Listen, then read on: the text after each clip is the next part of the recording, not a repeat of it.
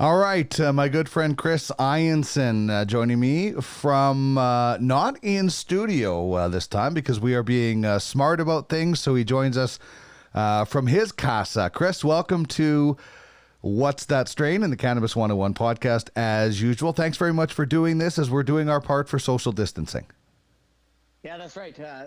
Thanks for having me again, Dean. It's great to be here. This is going to be interesting. My first Skype podcast here, but yeah, let's do it. All righty. We are doing something called Island Honey today, and it is a sativa from Pure Sunfarms. So tell us a little bit about Pure Sunfarms, and then we'll get into a little bit more about Island Honey, which is a pretty heavy sativa. Yeah, for sure. So Pure Sunfarms, they're a pretty new LP to the Alberta rec market, but they have been in BC and Ontario for a little bit. They first launched onto the scene in September of 2019, and they just took over. Ended up doing huge sales in Ontario. They were actually the top-selling brand in the Ontario province of Ontario for dollars sold and kilograms sold as well. So real pumped, I guess, have them in Alberta. Got a chance to meet some of their people over at the Canadian Cannabis Awards. Great crew of people.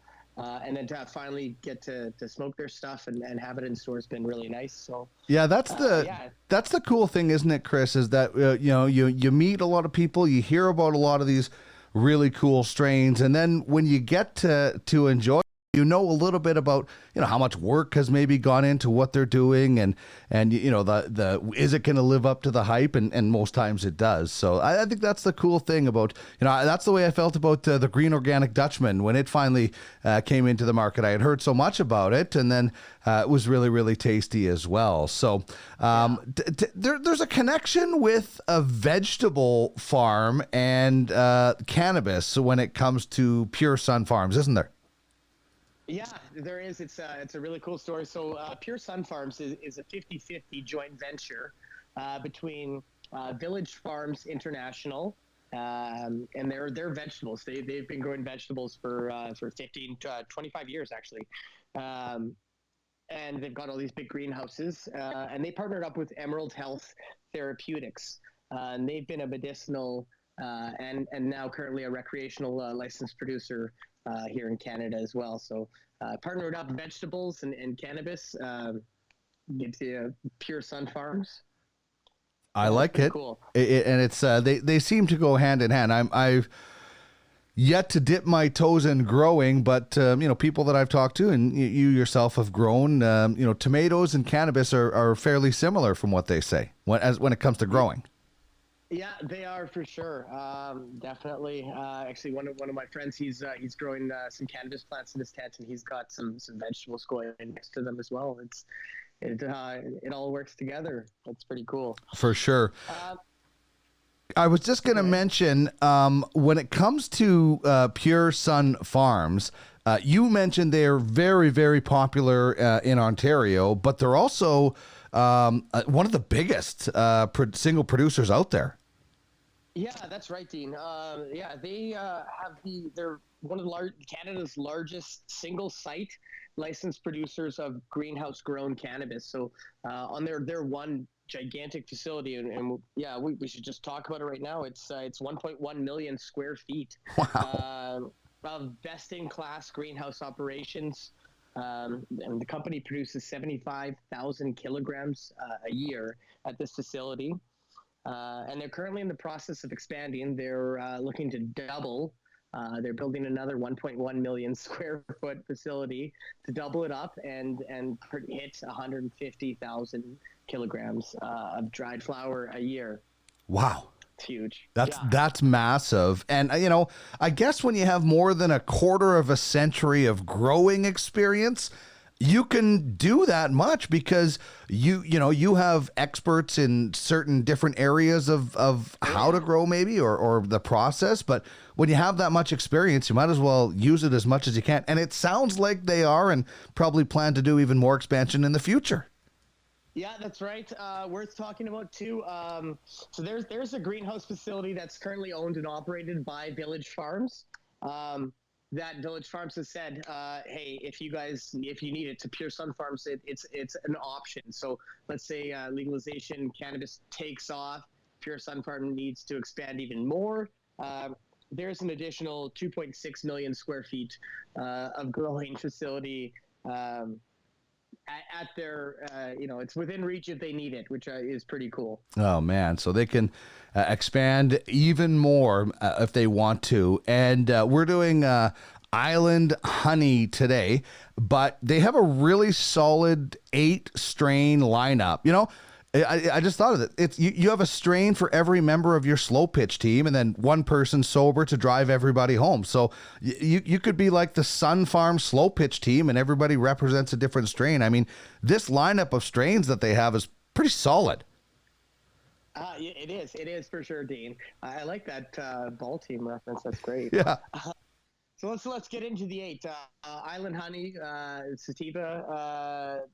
Definitely one of my favorites. I've tried it out. It's super tasty and smooth, and we'll get into it in a bit. They've got a Critical Cali Mist. They've got a Purple Sun God, Afghan Kush, White Rhino, Hash Plant. There's a Pure Sun CBD, and they have a headband as well. Out of those strains, I've tried the Island Honey, the White Rhino, and the Afghan Kush. So the only ones that we've seen in Alberta so far. All are good. All were great. Very good price point. The White Rhino was super good. It was covered in trichomes. Gave me a real nice indica buzz. Yeah, highly recommended stuff. If you haven't tried any Pure Sunfarms, give it a shot. The 1 gram options are coming at a great price point, and it's worth checking out. I'm really looking forward to diving into a few of their strains that are here, and like we talked about the experience that they have.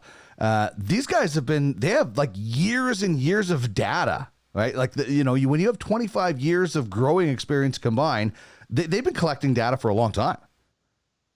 Yeah, this is really cool to see. The team at Pure Sunfarms, they've been collecting detailed sunlight and environmental information at their greenhouse facility for more than a decade. And it gives them an incredible depth of data to use to adjust their cultivation process on a plant-by-plant basis. So 10 years of collecting this information, it's big shout outs to those guys out there, man. Like they know what they're doing. They've started in vegetables, transferred into cannabis. It's awesome. That's great. That's life. That's BC. Yeah, I love the vegetable connection for sure. And when we talk about the history of Island Honey, the lineage specifically, we know a lot about one parent and not a lot about another. Yeah, for sure. So the genetics of Island Honey is early pearl, which is kind of a rare sativa. It's got unknown genetics too. The seed bank that created it wouldn't share. So, but we do know that it's definitely on the sativa side of things. And so it's early pearl crossed with Jack Herrera, which we are familiar with. That's a legendary sativa. We've talked about Jack the Emperor of Hemp on the show before. Mm-hmm. And the genetics of Jack Herrera is it's Haze, it's Northern Lights number 5, and a Shiva skunk, all 3-way crossed. This is a legendary sativa award-winning. They've even got the Jack Herrera Cup every year in Vegas. The guy is a legend. That is so cool. I just, and well deserved, right? Like this is a man who crusaded and contributed a lot to cannabis, and is one of the big reasons why we know so much about cannabis and are allowed to smoke and ingest and consume cannabis right now. So he should have a strain named after him. Yeah, I agree. He was a big time activist to help us get to where we are today. For sure. All right. The website, puresunfarms.com. I like it. I find the information is, they have good information. It's a real sharp website. Yeah, I like it. User friendly too. I like the artwork and yeah, like you had said, there's good information. It was like everything you kind of needed was there presented to you. Mm-hmm. Yeah, it's pretty dope. There's something that's really cool. Well, obviously, when you click on one of their 8 strains, it gives you a lot of information, including the terpene profile, which is really appreciated for people that want to, have a specific terpene or cannabinoid in their cannabis. But something neat happens on this website if you just sit back and wait. Yeah, totally. The stickers. Yeah. Yeah, it's really cool. I like that. It's just something that if you're inactive for like, I don't know, what is it, 10, 15 seconds or something like that, then all of a sudden these stickers pop up to kind of just remind you that, hey, you're still on our website. Yeah. Yeah. The first time that happened to me, I was it was like right over some information that I was like trying to read, and I'm like, what the heck? And I go to move the mouse, and it disappeared.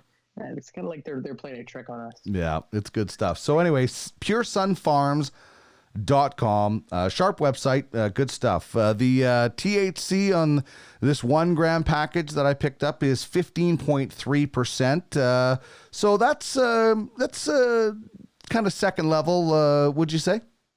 Yeah, I would say, yeah, I would not for a beginner. Like if someone just brand new to cannabis, don't jump into this one first. Like, I mean, you can, but I wouldn't recommend it. Yeah. I wouldn't. Yeah. I would, highly not, and it is, as we mentioned, a pretty heavy sativa for somebody maybe using cannabis for the first time. A heavy sativa could bring on some paranoia. A heavy sativa can bring on some paranoia for some experienced cannabis users as well. So this is definitely for somebody that's, not new to cannabis, but ready to take a step up and has experienced some of the highs with cannabis and kind of knows what to expect a little bit. This would be a good stepping stone strain, I would think. Yeah, well said, Dean. I like that. All right.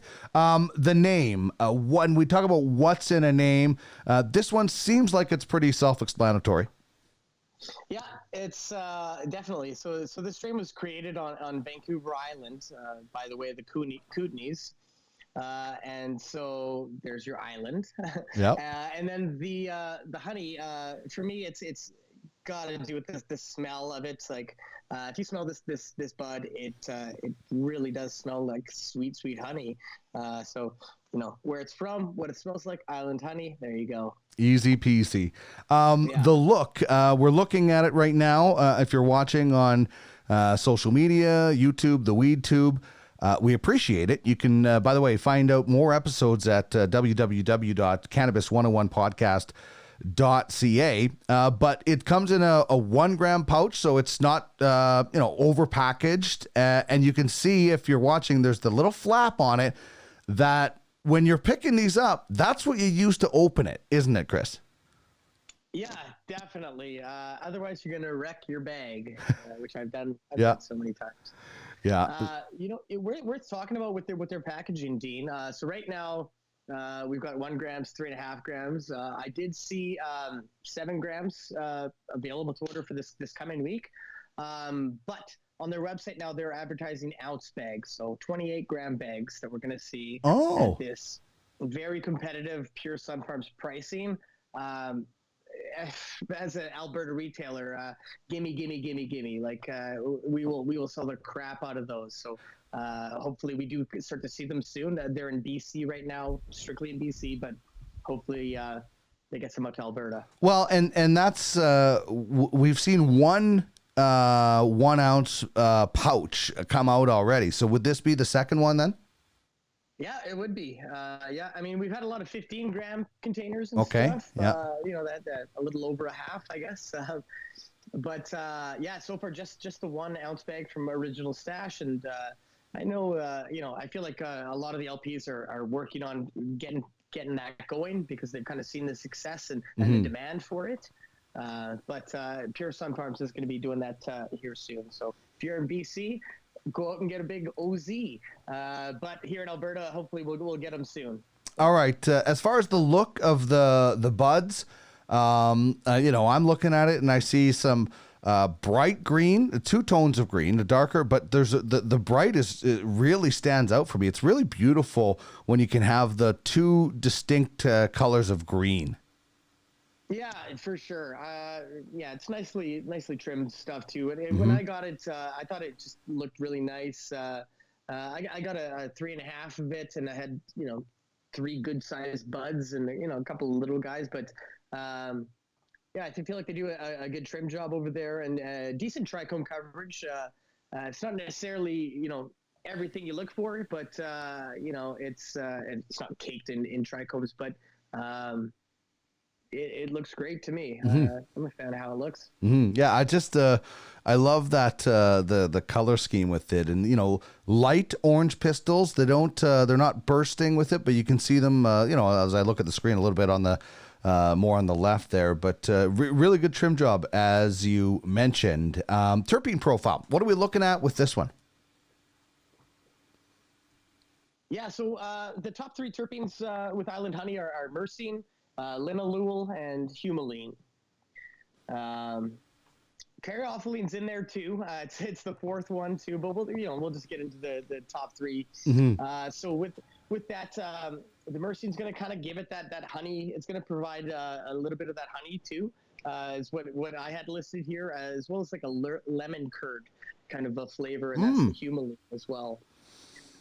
So it's definitely an interesting kind of the flavor profile, and even the smell. It's like sweet and like honey, right? So it's an interesting strain for sure. Yeah, and we talk about myrcene often gets described as a couch lock terpene, but here it is, one of the most prominent terpene profiles in a real pure sativa. So, how cannabis affects one person is different than the other. And maybe I'll get you to just run through the entourage effect, which terpenes play a large part in. Yeah, for sure. So with cannabis, a lot of people come into stores and say like, I need high THC. It's got to be above 25, or I won't even get high.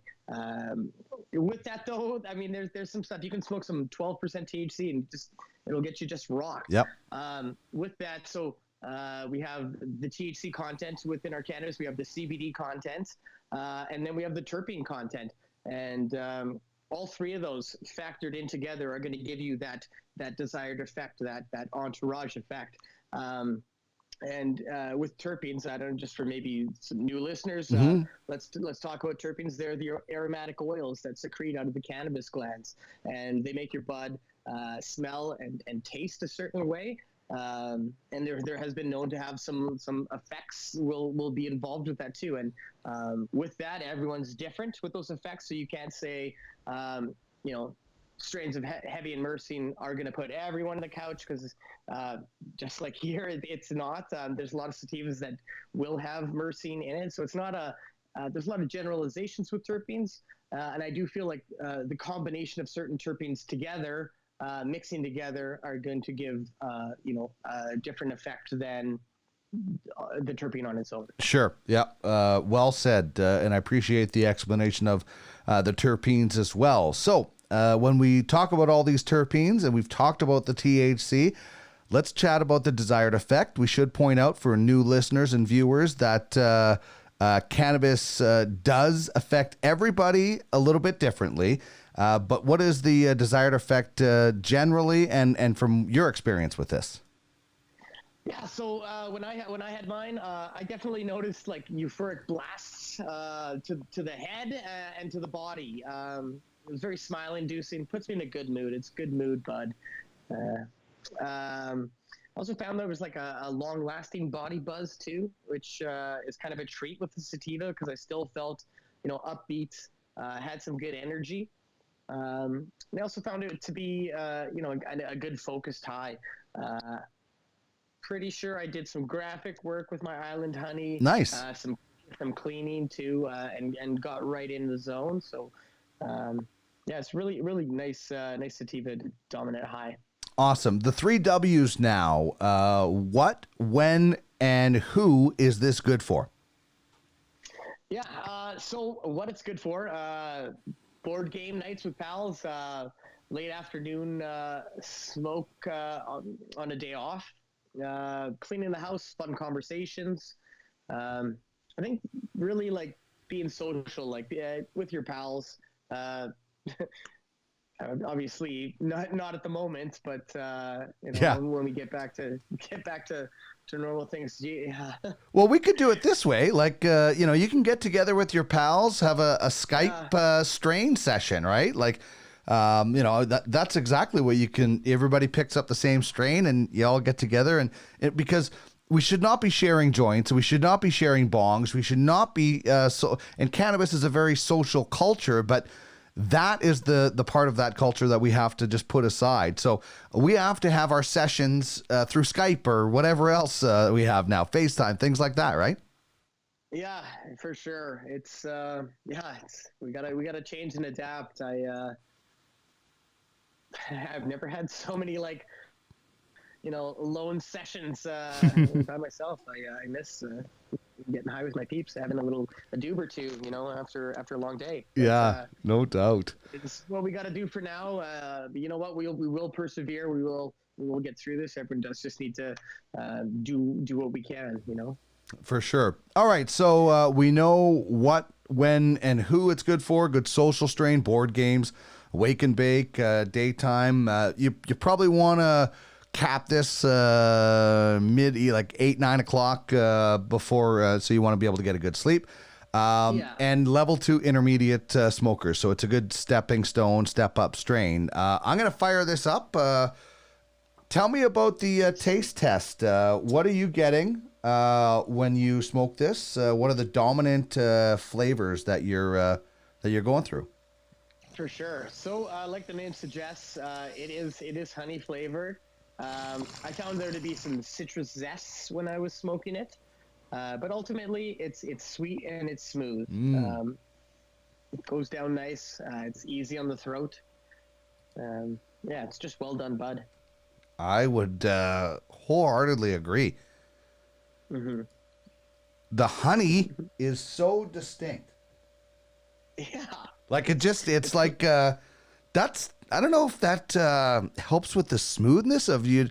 You think honey, you put honey in your tea and things like that. Yeah. Yeah.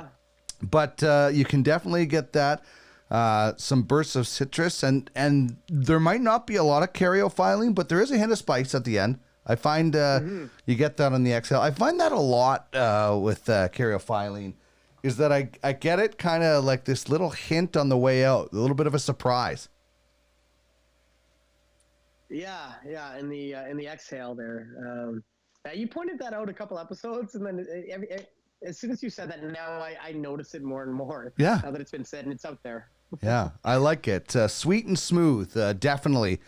From Island Honey, a sativa, heavy sativa from Pure Sunfarms out of Delta, BC. Really, really good stuff. All right, let's wrap this up quickly, Chris, with just chatting about some of the precautions you guys are taking on Jasper Ave at Nova Cannabis when it comes to the pandemic and COVID-19. Just so people are looking at, you guys are still open, but you're taking every precaution right now to make sure people, customers and staff are safe. Yeah, that's right, Dean. We definitely are. This is top of mind. We've reduced our hours, and we are definitely monitoring what's going on with the government and with Health Canada. And as of right now, we're okay to be open. So we've really shifted a lot of the business. We've got hands-free menus now. We're disinfecting all the time, washing hands all the time. We're still accepting cash currently, but we do prefer debit transactions just to kind of limit the contact with cash. And should any of my staff do take a cash transaction, it's an immediate hand wash right afterwards. I've never washed my hands more. There's other options too. A lot of cannabis stores, us included, you're available to do like Leafly pickup, where you can place an order from home, so that the order gets ready to go and so that you're in the store for a smaller amount of time. We're trying to limit any kind of interactions. We've also got signs up requesting that people keep that 6 foot 2 meter kind of distance in between each other. Yeah, it's been wild. And like as we said earlier, like we'll get through this here. Everyone's got to do their part, and but yeah, we're doing all that we can at Nova. Like I said, making sure that we take all the proper steps, and yeah, it's been interesting. Yeah, we have to. Everywhere I go, whether it's to the cannabis store or to grocery store, I use tap. And I'm sure you guys are, disinfecting all the tab, the pay tabs, and when people do use the buttons. But it's so easy. Just go in, tap, put your license down on the counter so that you guys can check it, and nobody has to have any kind of physical interaction. It's easy to do. There are things to do, and we just all have to be patient and work together right now. Yeah, you said it, man. Yeah, and disinfect. I mean, the hand sanitizer. This morning at the drive-through, and I had a glove. I put a glove on to handle the machine, and I had a little like pen cap. That was, I'm trying to avoid things, but then as I handed it back to her, I took my glove off with my clean hand, and I'm like, well, I'm about to, I've got my food here, so I've got my disinfect, my hand sanitizer in the car. Just it's important to be mindful of that, and like don't, anytime you're going to be touching your face or any kind of food or anything, you're going to be anything that's getting close to you, just make sure your hands are clean and give them a good wash. Good stuff, Chris. This has been interesting, but the way it is today in these times. But we did Island Honey Sativa from Pure Sunfarms. You can find out more information about them at www.puresunfarms.com, and now in the Alberta Rec Market. Chris, as always, thanks very much for joining me. We'll chat next week. Sounds good, Dean. Thanks for having me.